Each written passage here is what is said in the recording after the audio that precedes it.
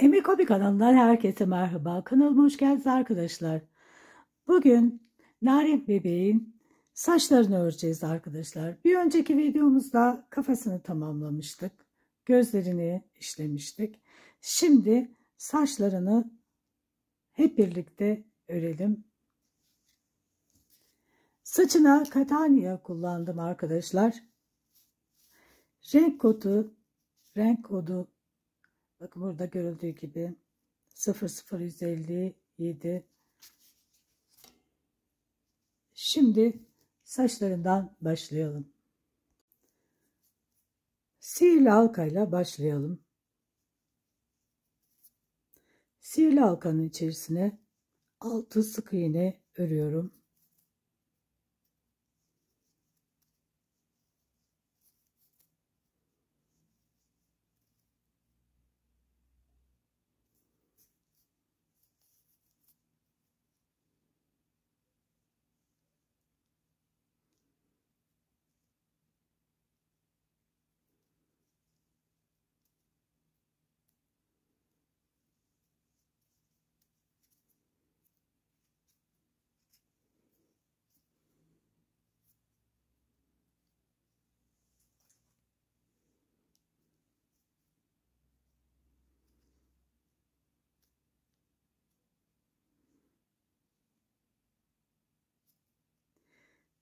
Şimdi ilk sık iğneden başlıyorum.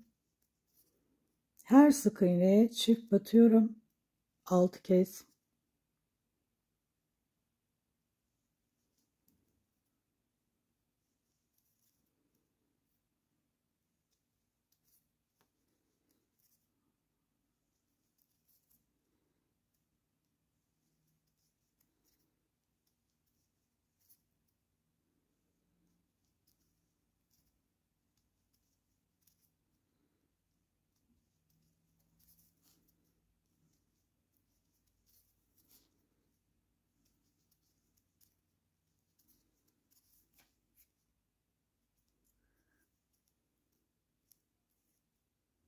Şimdi bir sık iğne, bir artırma yapıyorum. 6 kez. Sıra sonuna kadar. Şimdi 2 sık iğne, bir artırma.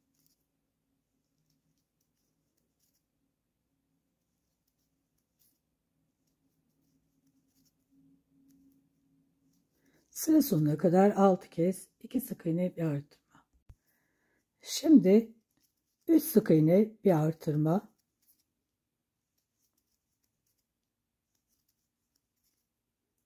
Sıra sonuna kadar 6 kez.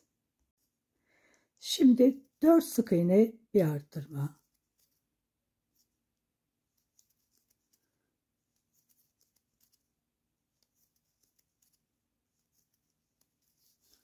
Sıra sonuna kadar 4 tek bir çift. Şimdi 5 tek bir çift.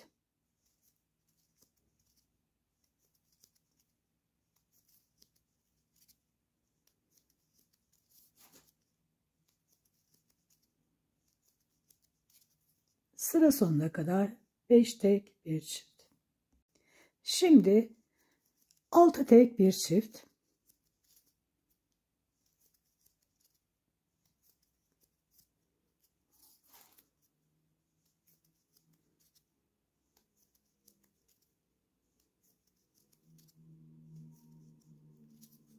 Sıra sonuna kadar 6 tek bir çift. Şimdi sık iğne sayım 48 oldu. Şimdi bir artırma daha yapacağız ama farklı olacak arkadaşlar.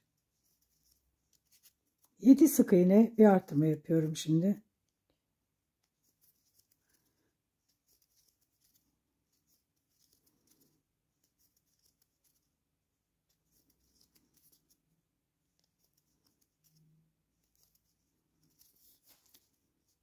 Bir tane daha 7 sık iğne, bir artırma yapacağım.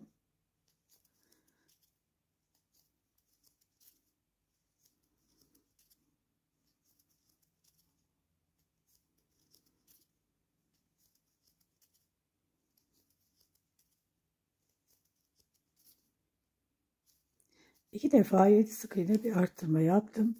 Şimdi 31 sık iğne bir artırma yapacağım. Bir tane ördüm.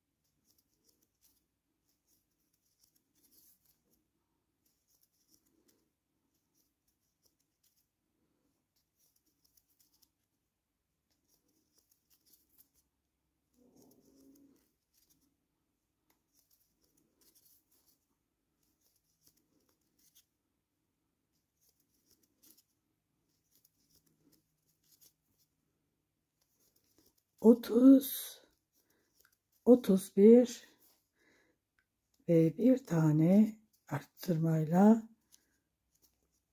bu sırayı da bitiriyorum. Şimdi sık iğne sayım 51 oldu. 8 sıra 51 sık iğne örelim.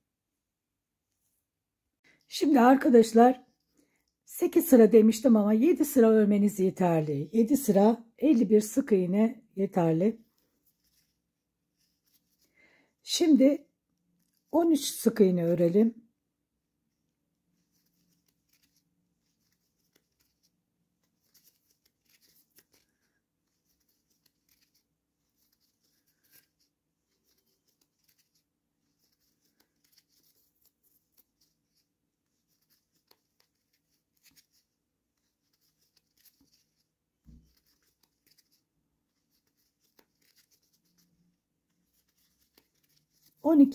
Pardon 13 sık iğne ördüm. 13 sık iğne ördükten sonra 10 tane zincir çekelim.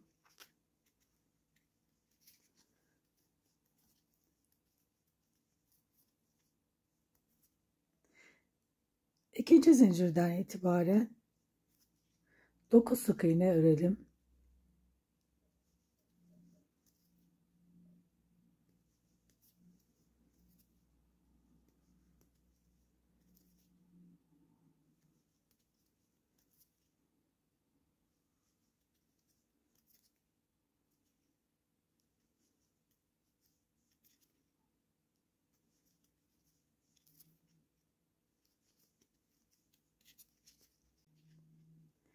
On zincir üzerine 9 sık iğne ördüm. Şimdi ilk sık iğneye bakın, buradaki ilk sık iğneye ilmeği kaydırarak batıyorum ve yanına bir tane sık iğne örüyorum. Tekrar 10 tane zincir çekiyorum.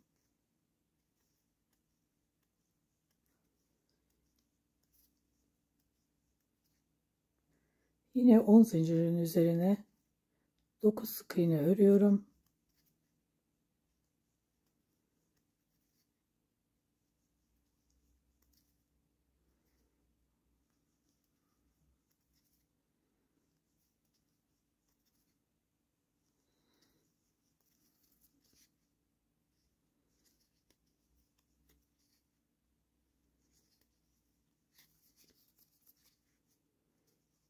Yine ilk sık iğneye ilmeği kaydırarak batıyorum ve yanındaki sık iğneye sık iğne olarak örüyorum.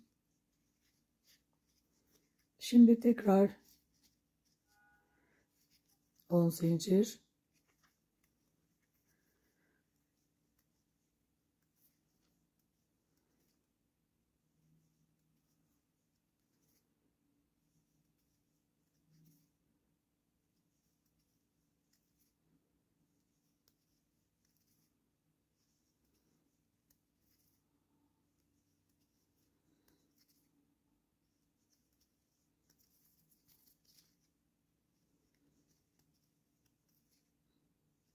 9 sık iğne ördüm yine. Yine ilk sık iğneye ilmek kaydırıyorum. Yanındakine bir tane sık iğne örüyorum. Şimdi arkadaşlar buradaki ayrıntıyı söylemek istiyorum. Örgünün tersini kafasına geçireceğiz. Düz tarafı burası. Şimdi bakın böyle örerken yine bu kaküllerini düzden örelim. Sonra dikeceğimiz zaman ters çevireceğiz. Şimdilik düzden örelim. 3 tane ördüm. Toplam 7 tane örelim arkadaşlar. Aynı şekilde yine 10 zincir, üzerine 8 sık iğne ve ilmek kaydırarak ilk sık iğneye batıyoruz. Sonra yanındaki sık iğneye sık iğne olarak örüyoruz. Devam edelim. Arkadaşlar şimdi bakın ters çevirip kafasına yerleştirdim. Böyle çeke çeke güzel düzgün bir şekilde yerleştiriyorum. Bakın bu işaret ipimiz burada kalıyor şu kısımda ve burası ilk kakülü kulak hizasında. Bakın böyle şu şekilde toplamda 7 tane örecektik ama bir tane daha örelim arkadaşlar. Şurayı dolduracağız. Sonra 13 sık iğne öreceğiz ve bitireceğiz. Bir tane daha örelim. Sonra görüşelim. Bir tane daha yaptım. Toplamda 1, 2, 3, 4, 5, 6, 7, 8 tane oldu. Şimdi buradan da bakın ilk sık iğneden ilmek kaydırıyorum ve 13 tane sık iğne örüp bitiriyorum. 1,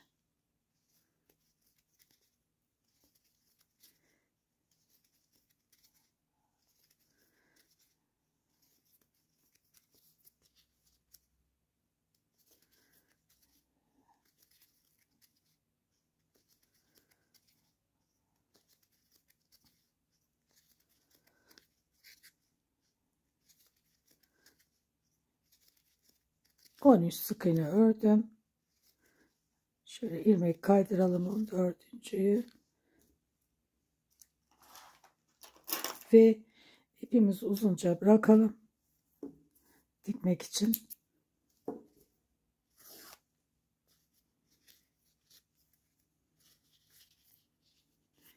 Şimdi bundan sonra bakın arkadaşlar tersini yerleştireceğiz. Tersi çok daha muntazam göründüğü için şuradaki ipi içeri alalım.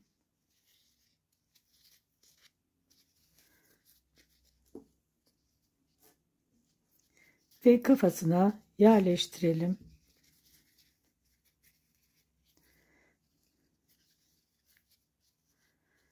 Yerleştirirken arkadaşlar şuralara dikkat edelim. Bakın.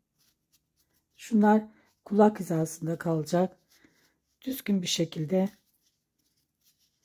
yerleştiriyoruz.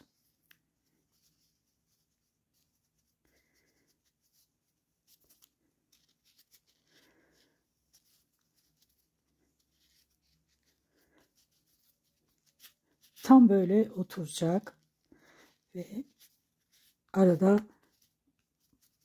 boşluk kalmayacak arkadaşlar. Sonra nasıl dikileceğini göstereceğim.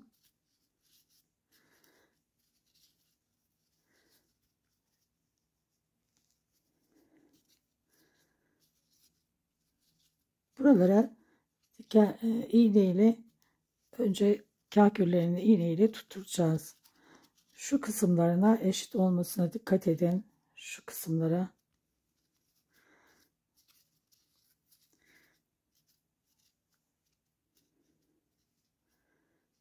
Bunlar böyle yanda olacak. Buralara iğne ile tutturalım arkadaşlar.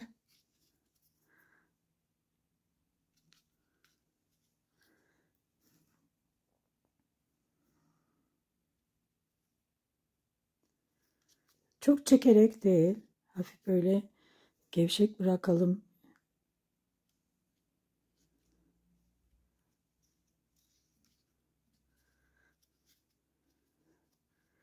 Birazcık daha öne kaydıralım. Şu kaşının üstünde olsun. Evet, böyle daha güzel. Kaşının üstünde olması. Şimdi pero nasıl dikilecek onu göstereceğim. Boşluk kalmadı, yerleştirdik. Öncelikle şöyle uçlarından bir tutturuyoruz.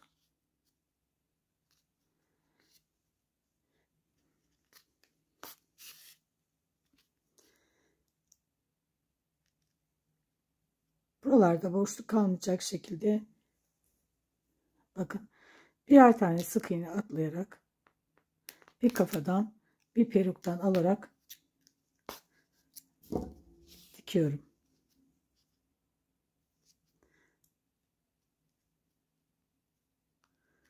Bir tane atlıyorum bakın.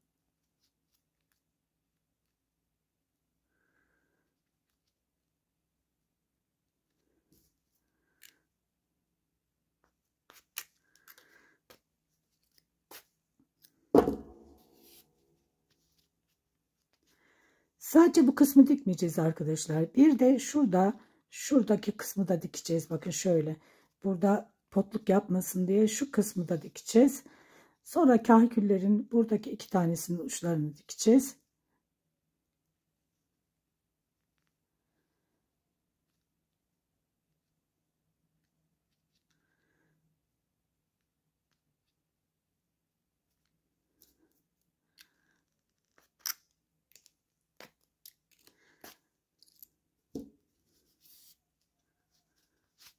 Bir yandan da yine böyle yerleştiriyorum.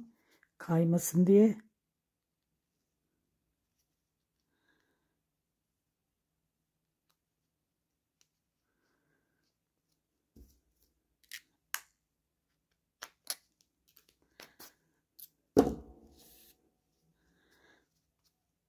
Buradan da dikeceğiz arkadaşlar. Bakın şu kısımları dikeceğiz. Şuralardan kahküllerin dibindeki. Buraya kadar dikelim. Sonra görüşelim arkadaşlar. Sonra buradan dikeceğiz arkadaşlar.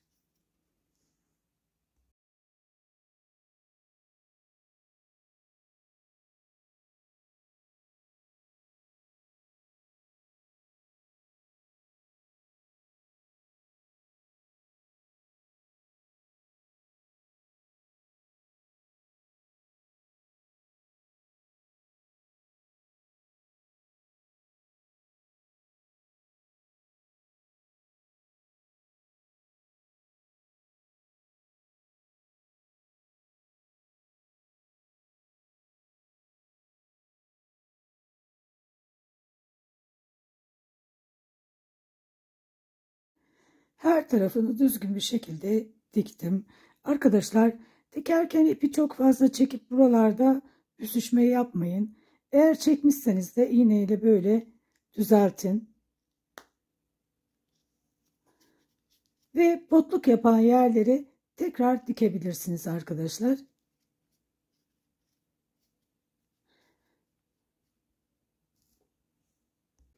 Şimdi arkadaşlar şuradaki saçlarını yapacağız. Tam bu orta kısmından sayalım. Neresi lan bu? Şimdi saçlarını öreceğiz arkadaşlar. Bebeği böyle kendimize doğru tutarak şöyle şu kısımlara iğnemizi yerleştirelim.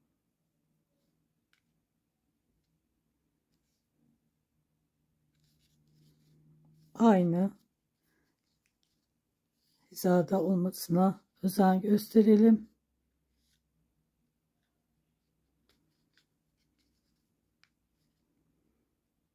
Biraz daha bunu öne alacağım. Şöyle. Evet.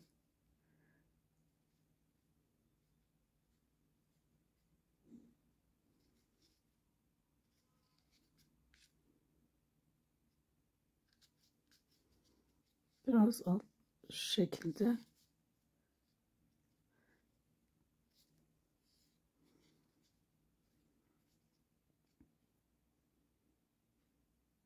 Şöyle baktığımız zaman iğneler, işaret koyduğumuz yerler görünsün arkadaşlar. Bakın şöyle.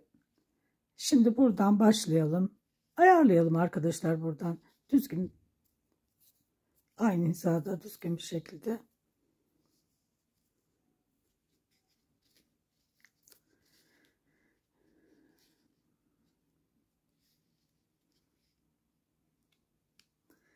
Bu işaret koyduğum yer burasıydı.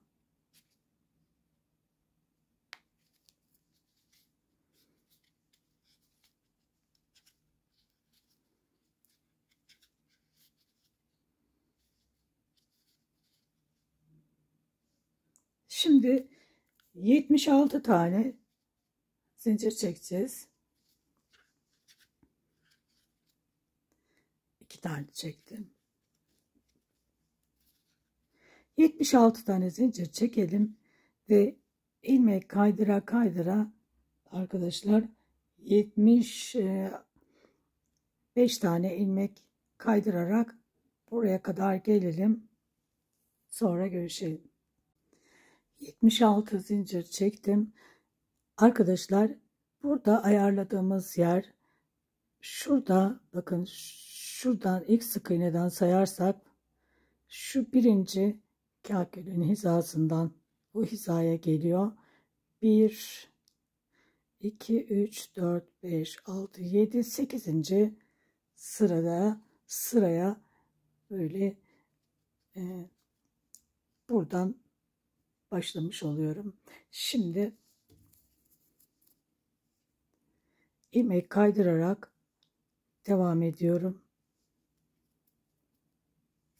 75 ilmek kaydıracağım. İlmek kaydırmayı çoğumuz biliyoruz. Bilmeyenler için gösteriyorum. İlmek kaydırarak buraya kadar örelim. 76 zincirin üzerine 75 ilmek kaydırarak sonuna kadar ördüm. Şimdi bakın burada battığım yere, buradaki dibine ve yanındakine bu şekilde böyle batıyorum. Tekrar 76 zincir çekelim. Yine 75 ilmek kaydırarak buraya kadar gelelim. Şimdi zincirin üzerine yine 76 zincirin üzerine 75 ilmek kaydırdım. Bakın sona geldim. Bakın. Şimdi yine buradan yanındaki, bakın dibine batıyorum ve yanına. Bu şekilde.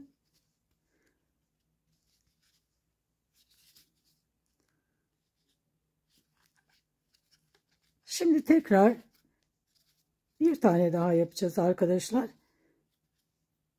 Yine 76 zincir, 75 ilmek kaydıralım ve yine aynı şekilde böyle yapacağız. Buraya batacağız. Buraya. Sonra 3 tane, bakın bu 3 tane üstte olacak. 3 tane de altta olacak şekilde öreceğiz. Şimdi devam edelim. Üçüncüsünde ördüm. Şimdi yine aynen dibine batıyorum. Bakın.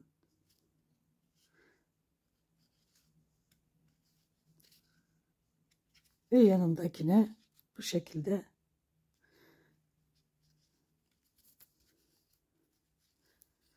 Şimdi aşağıya iniyorum.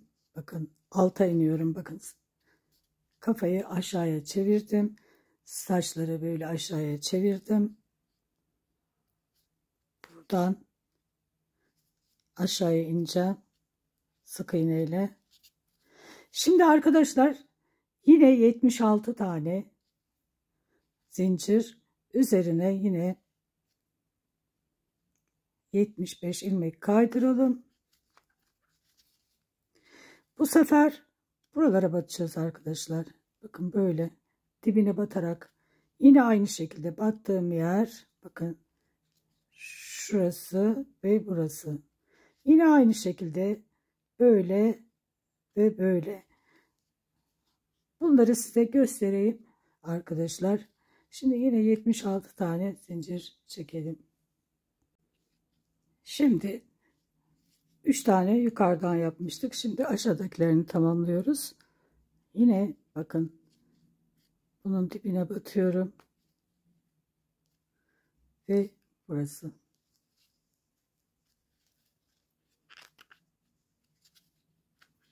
Tekrar yine aynı şekilde. Sonra burası derken şuraya geliyoruz. Ve bitiyor arkadaşlar. Bir tane, 3 tane daha, bir tane yaptım. 6. 2 tane daha yapalım. 3 tane yukarıdan, 3 tane aşağıdan olacak. Toplam 6 tane olacak. Alttan ikincisini de ördüm. Yine bakın dibine batıyorum. Ve yanındakine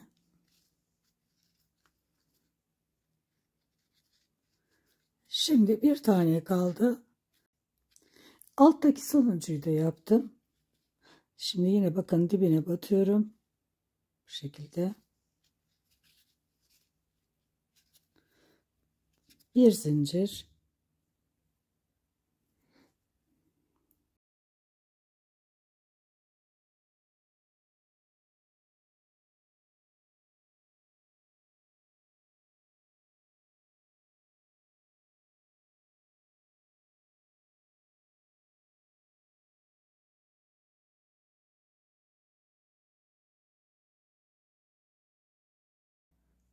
Bu şekilde ördükten sonra uçlarını, saçın uç kısmına tokasını yapacağız arkadaşlar. Ve buraya da toka yapacağız.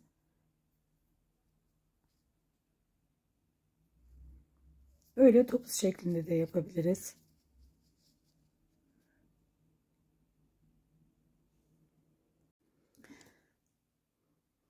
Şimdi arkadaşlar bakın burada işaretimiz vardı.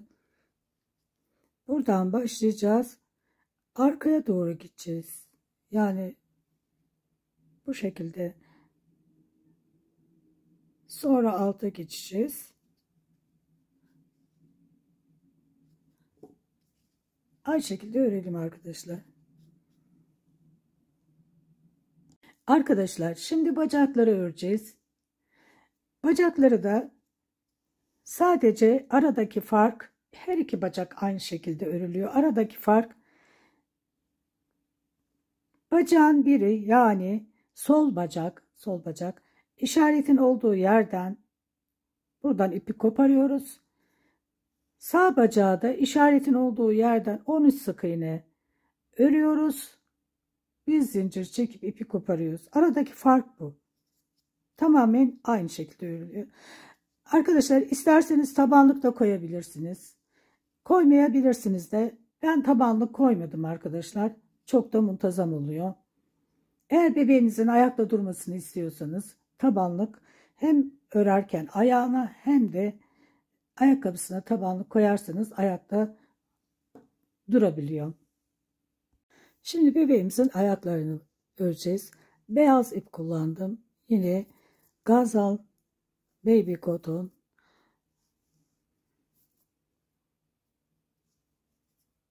Altı tane zincir çekelim. 3 tane çektim şimdi. 4, 5, 6.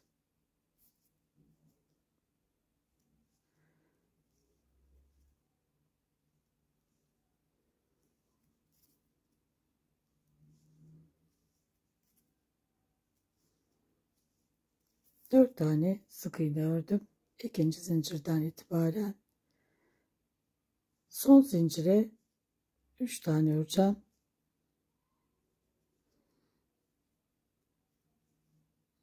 Bir, iki, üç. Son zincire 3 tane ördüm. Bu ipi biraz alttan yürütüp keseceğim. Şimdi 3 tane sık iğne öreceğim. 1 2 3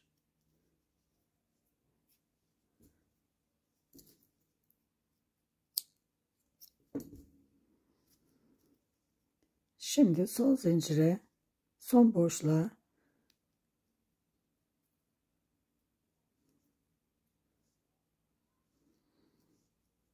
3 tane sık iğne öreceğim. 1 2 3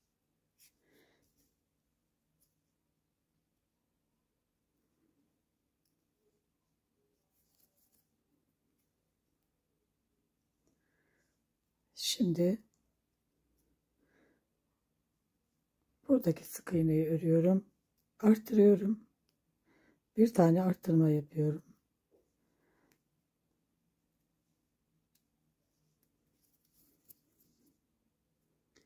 Üç tane sık iğne örüyorum.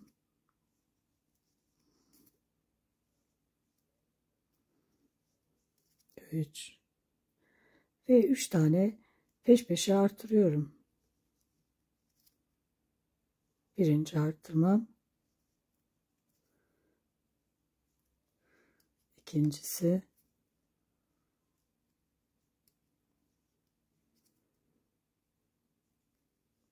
Üçüncüsü. Şimdi 4 tane sık iğne öreceğim. 1 2 3 4 Bir tane arttıracağım.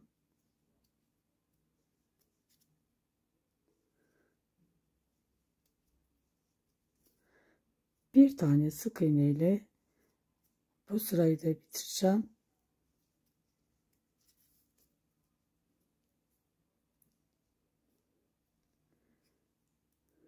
Şimdi sayalım, ilmek sayımız kaç oldu?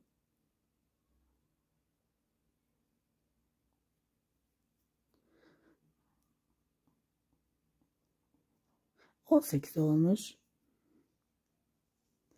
Şimdi bir tane sık iğne, bir arttırma,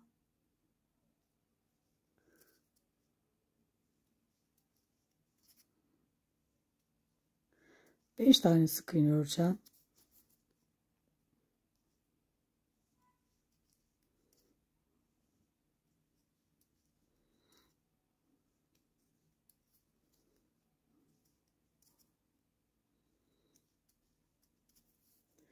Beş tane sık iğne ördüm. Bir tane arttırıyorum. Bir tane sık iğne örüyorum. Bir tane arttırıyorum.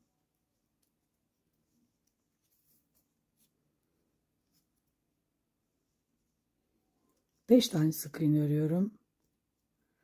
1 2 3 4 5 5 sık iğneden sonra bir tane arttırma yapıyorum. Şimdi 2 tane sık iğne ile bu sırayı bitiriyorum.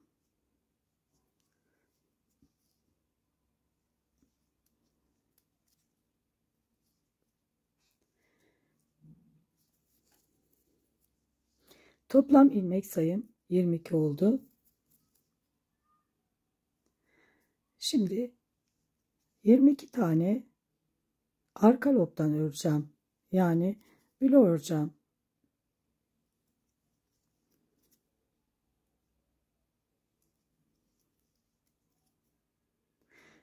Arka lobdan 22 tane örelim. Arka lobdan 22 tane sık iğne ördüm. Şimdi 2 sıra 22 sık iğne örelim.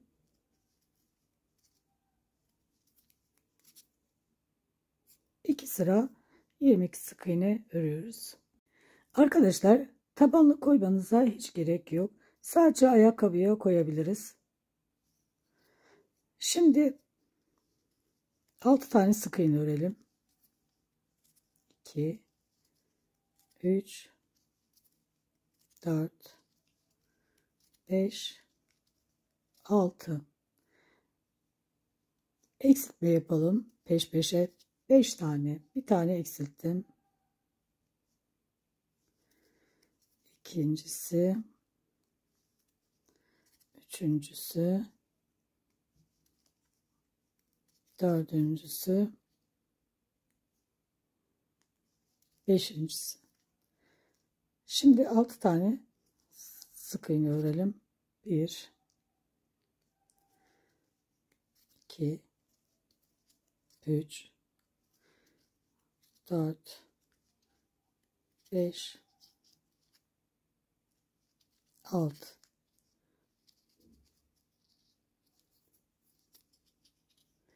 Şimdi 5 tane sık iğne örelim. 1 2 3 4 5. Peş peşe 3 tane eksiltelim. Birincisi,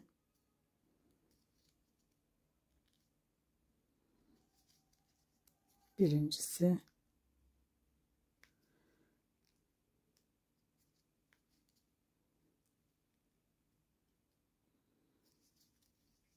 ikincisi,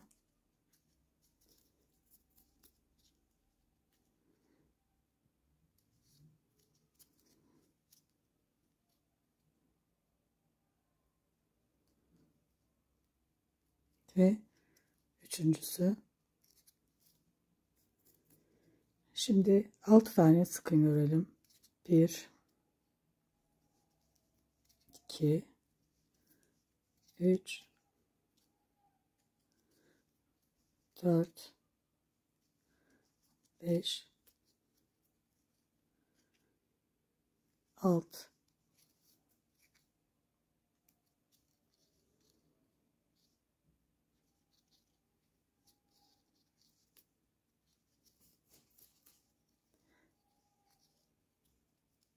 Şimdi 4 tane sık iğne örelim. 1 2 3 4. 4 sık iğneden sonra bir tane eksiltelim.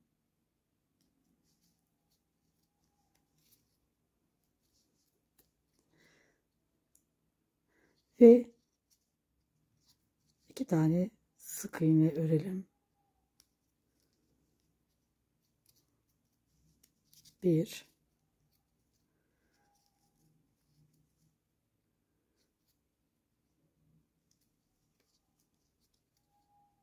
2. Şimdi 2 tane sık iğne ördüm. Bir tane eksiltelim.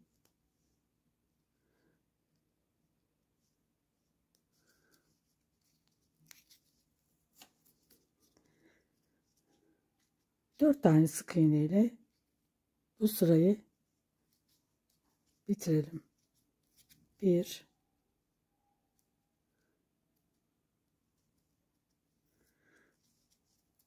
2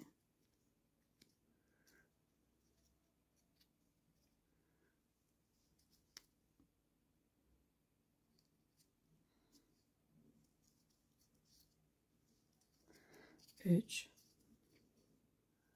4.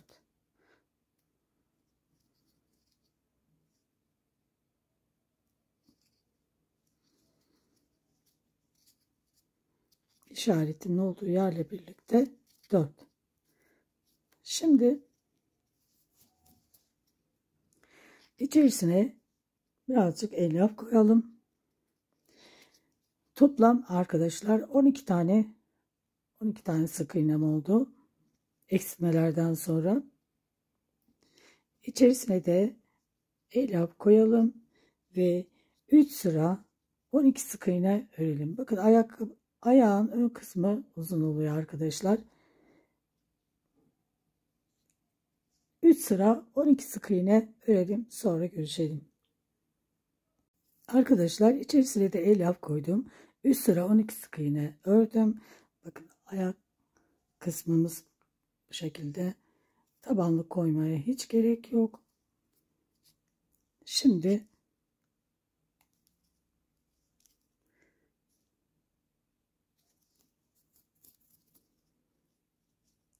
üst sık iğne bir artırma yapacağız.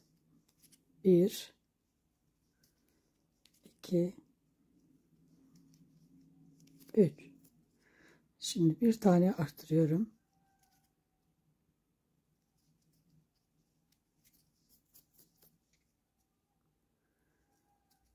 Üç defa üst sık iğne bir arttırma yapacağız. Bir tane arttırdım. Şimdi 3 tane tek, bir çift.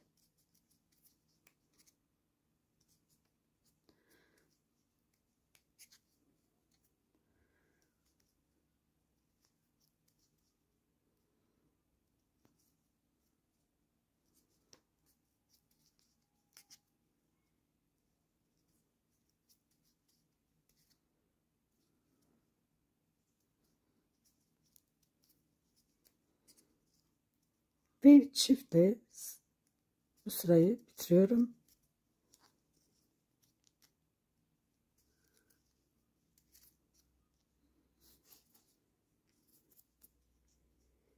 Toplam ilmek sayım 15 oldu. 3 sıra 15 sık iğne örelim.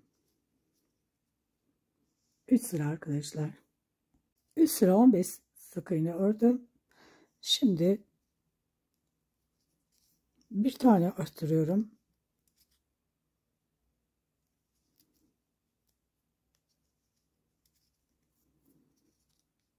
14 sık iğne örüyorum.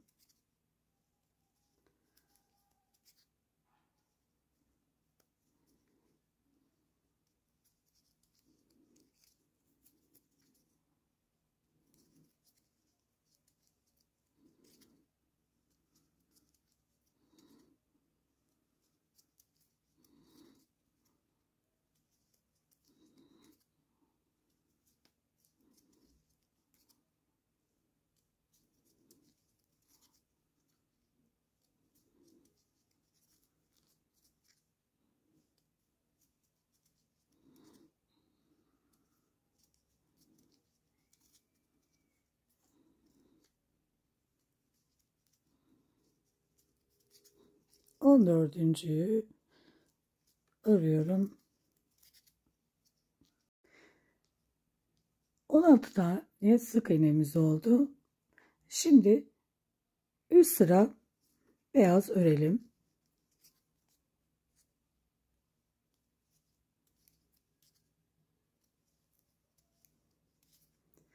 3 sıra arkadaşlar 16 sık iğne örelim. 3 sıra 16 sık iğne ördüm. Şimdi ten rengine geçiyorum.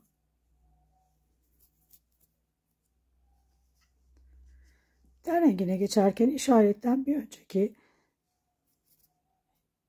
yerde geçiyorum. Bakın işaretimin bir önceki sık iğnesinde ten rengine geçtim.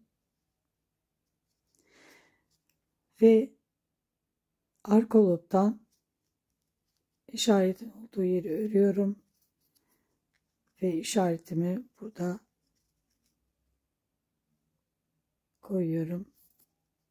Arka lobdan ördüm. İşaretimi koydum.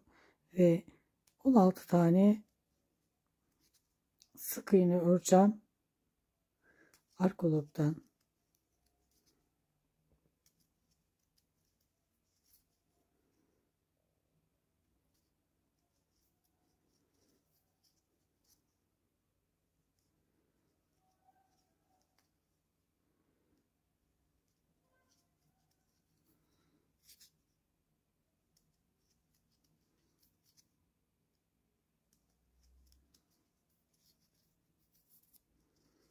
İşaretin olduğu yere kadar örelim. Şimdi burayı da örüyorum. 6 tane arka lobdan örüyorum. Arkadaşlar şimdi bu beyaz ipi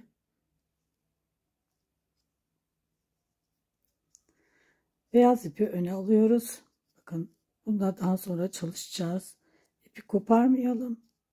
Ön kısmı alalım. Şimdi işaretimin olduğu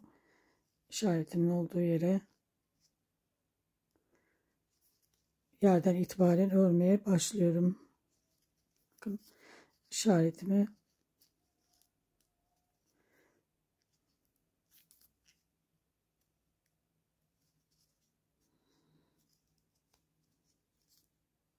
bu ipi biraz çekelim ve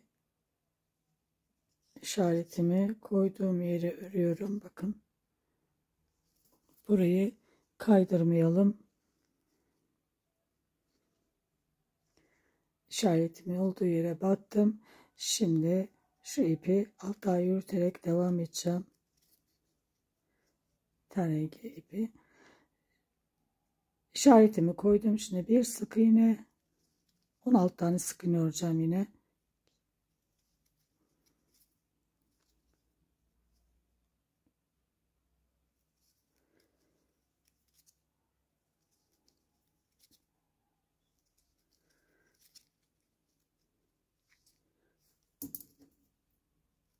Biraz yürüttükten sonra bu ipi kesebilirim. 6 tane sık iğne örmüştüm. 7 8 9 10 11 12 13 14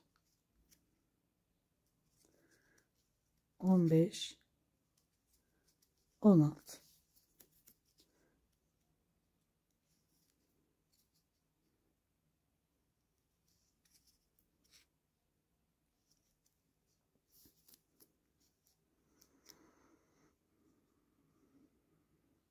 Arkadaşlar şimdi artırmadan sonra üst sıra beyaz ördük. Toplamda 7 sıra olacak arkadaşlar. Üst sıra beyaz ördük. 3 4 blok kısmı 4 5 6 7 2 sıra daha 16 sık iğne örelim. Sonra görüşelim. 2 sıra daha 16 sık iğne ördükten sonra ince bir tığla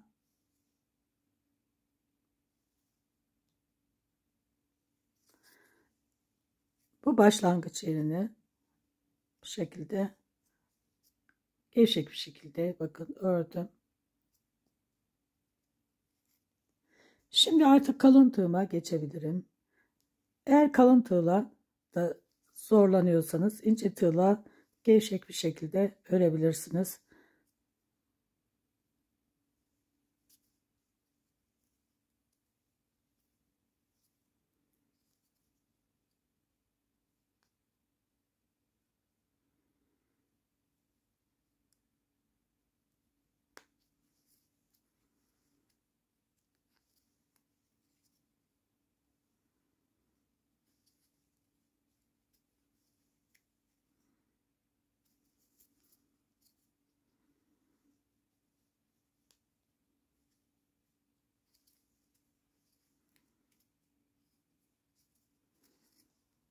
Buraya kadar örelim arkadaşlar. Sona geldim ve buradaki bakın buradaki yeri sık iğne yapıyorum. İşaretin olduğu yere ve karşısıyla ilmeği kaydırıyorum. Bir zincir. Bu kadar. Görüldüğü gibi hepsi aynı hizada oldu. Bunu da arkadaşlar içerisine yerleştirelim.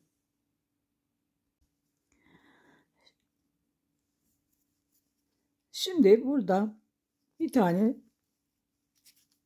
sık iğne örelim. 2 tane eksiltelim.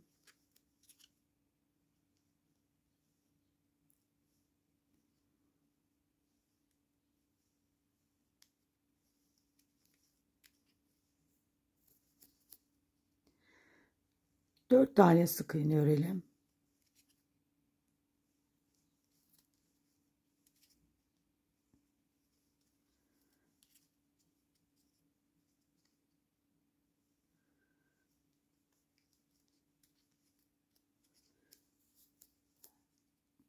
Dört tane sık iğne ördüm.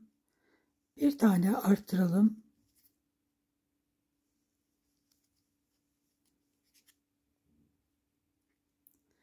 Bir tane sık iğne örelim. Bir tane arttıralım.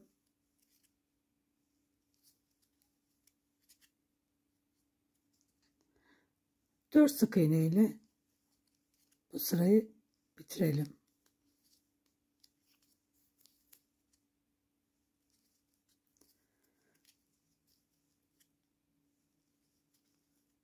Dört. Toplam arkadaşlar 16 sık iğnemiz oldu. Şimdi 9 sık iğne,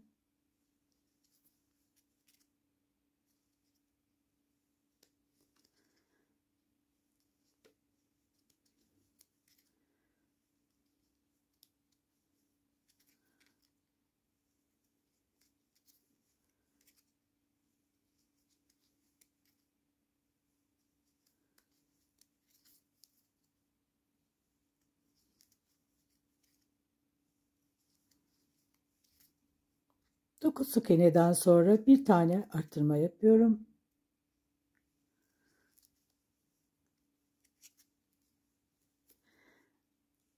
Altı tane sık iğne ile bu sırayı tamamlıyorum.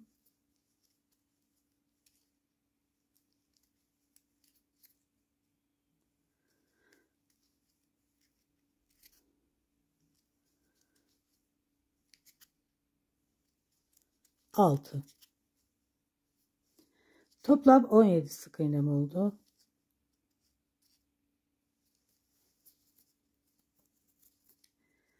Şimdi bir tane sık iğne örüyorum.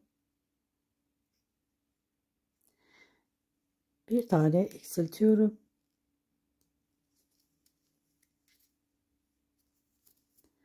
14 sık iğne ile bu sırayı tamamlıyorum.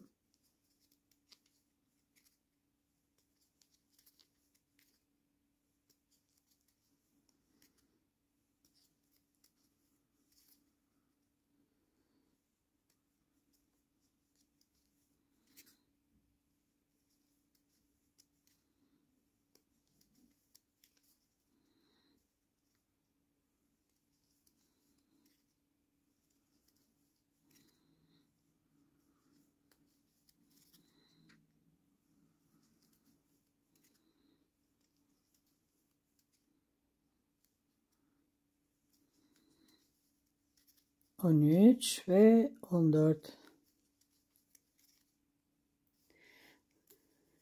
Şimdi burada arttırma yapacağım. Bir tane arttırıyorum.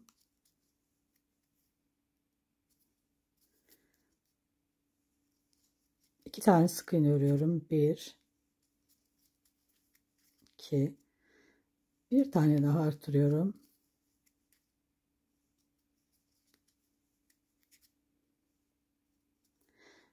12 sık iğne ile bu sırayı tamamlıyorum.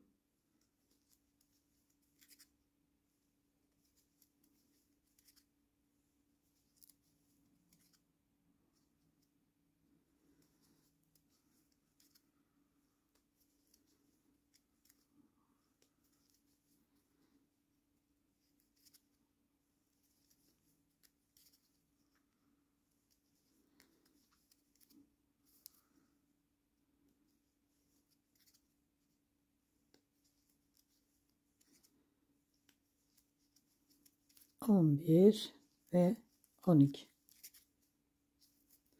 Toplam 18 oldu ilmeği sayım.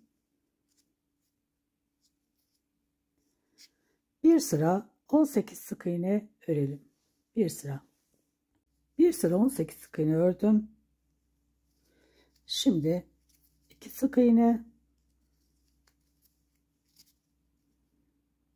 bir tane artırma yapıyorum.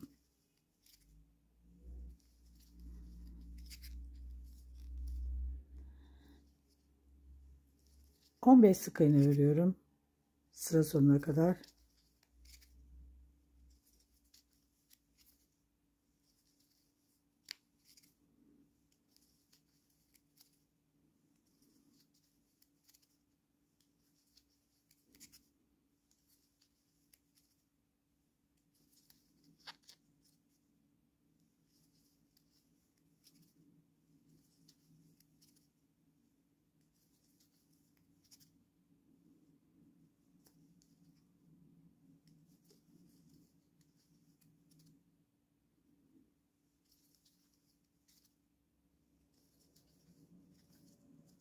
On 15 sık iğne ile bu sırayı da tamamladım.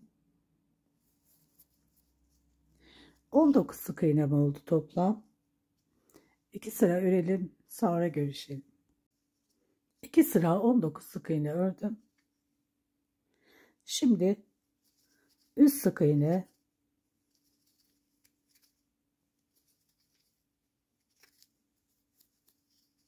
bir tane arttırma.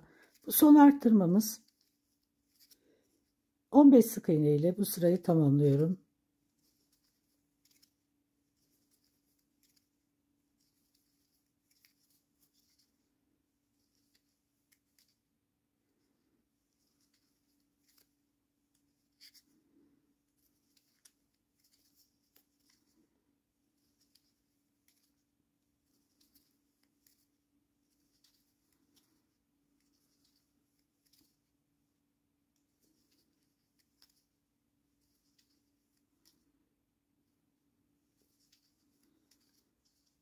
On beş.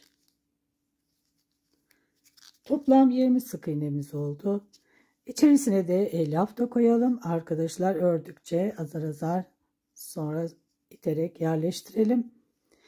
Ve toplam 20 sık iğne, 8 sıra örelim. Sonra görüşelim arkadaşlar.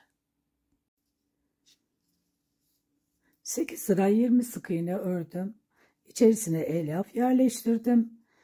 Ve işaretin yanından 13 sık iğne öreceğim.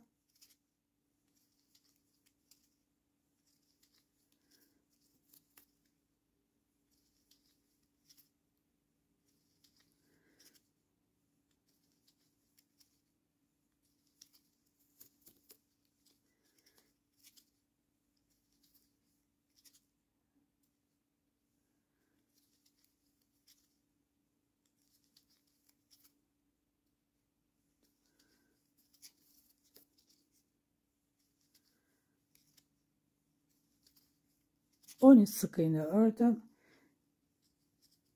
Bir zincir. Burada ipimi koparıyorum. Her iki bacak da aynı şekilde örüldü. Sadece bu bacak 13 sık iğne ördüm.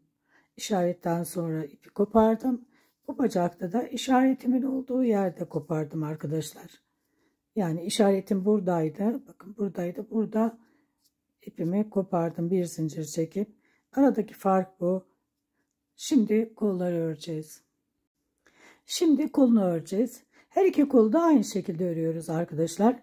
Bitiş yerleri de aynı. Sihirli halkayla başlayalım. Sihirli halkanın içerisine 6 sık iğne örüyorum.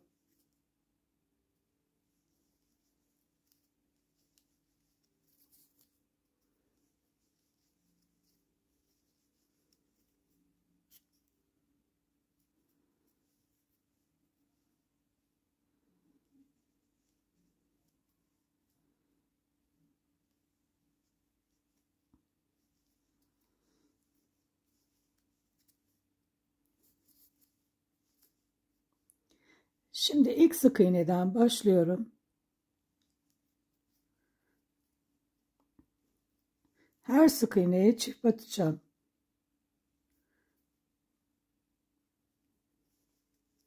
Toplam ilmek sayım 12 olacak.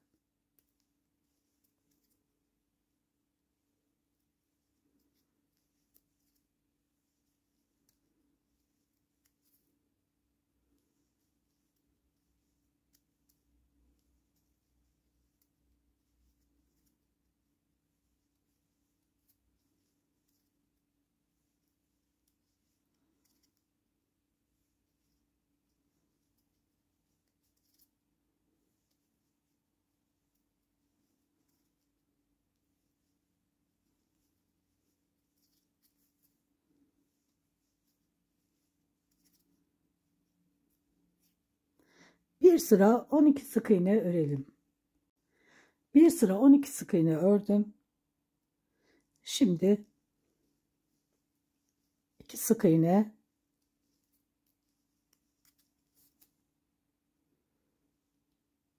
bir tane eksiltme yapacağım. 3 defa.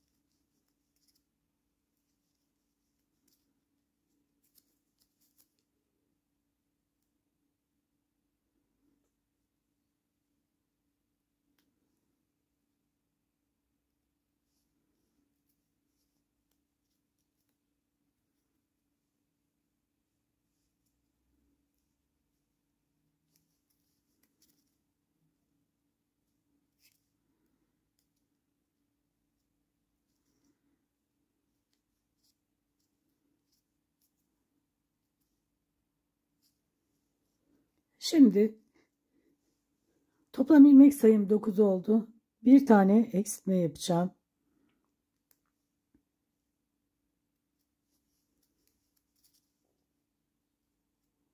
7 sık iğne öreceğim.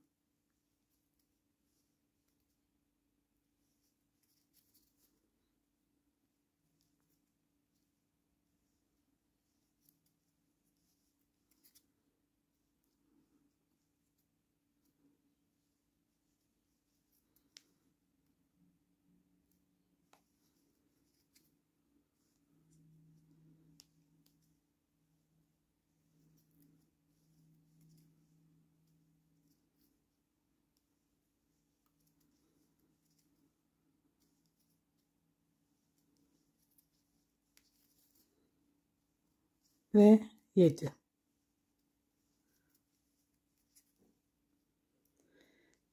Toplam ilmek sayım 8 oldu.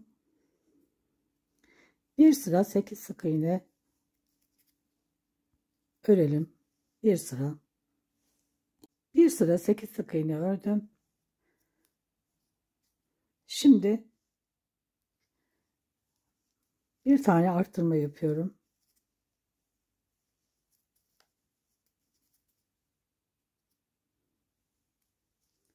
Üst sık iğne,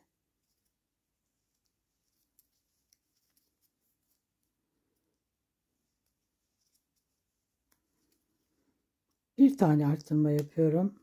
Üst sık iğneden sonra toplamda üst sık iğne bir arttırma 2 kez yapıyorum ve üst sık iğne ile bu sırayı bitiriyorum.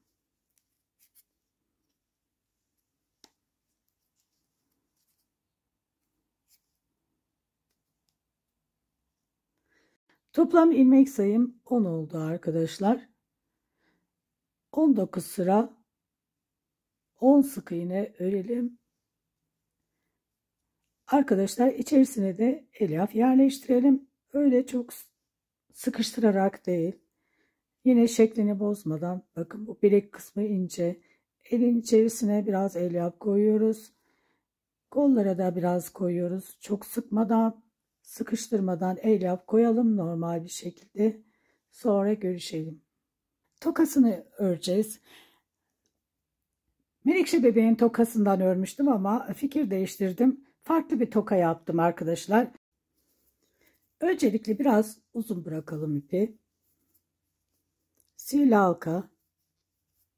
Sihirli halkanın içerisine 6 sık iğne.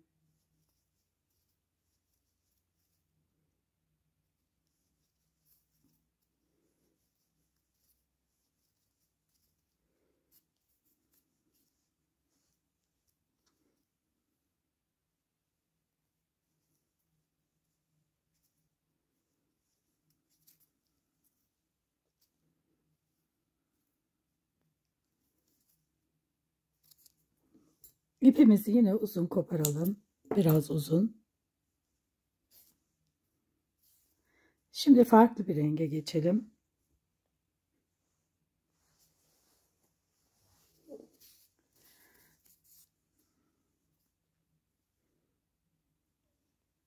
Buradan başlıyorum. Yine ipi uzun bıraktım. Bir zincir. Bakın böyle gevşek bir şekilde zincir çekiyorum ve ortasına batıyorum. Tekrar aynı şekilde yapıyorum. Gevşek bir zincir ve ortasına batıyorum. Şimdi yanındaki sık iğneye batıyorum ilmek kaydırarak. Bir zincir. Yine aynı şekilde bakın ortaya batıyorum. Tekrar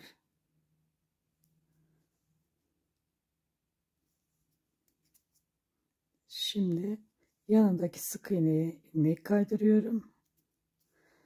Bir zincir. Bu şekilde arkadaşlar. Bir tane daha yapıyorum.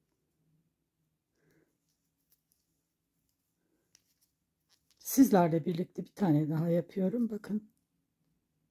Yine aynı şekilde biraz gevşek bir zincir.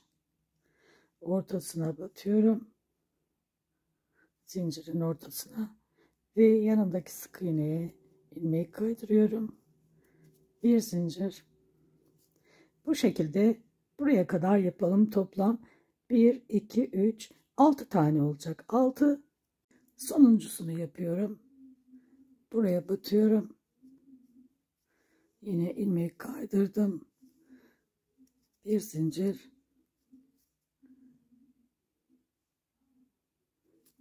İpimi koparıyorum. Birazcık uzun.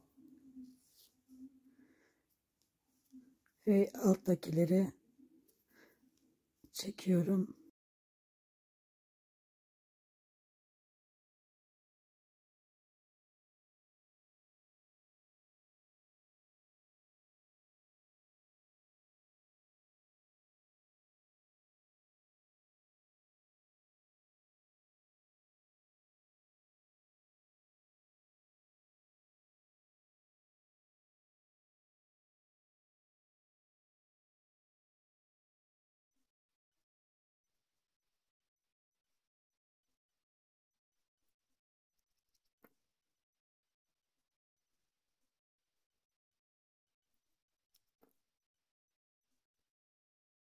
Bir videonun daha sonuna geldik. Bu videomuzda saçlarını, tokasını, bacaklarını ve kollarını ördük. Sonraki videomuzda bacaklarını birleştirip vücudunu tamamlayacağız. Sonraki videoda görüşmek üzere. Hoşça kalın.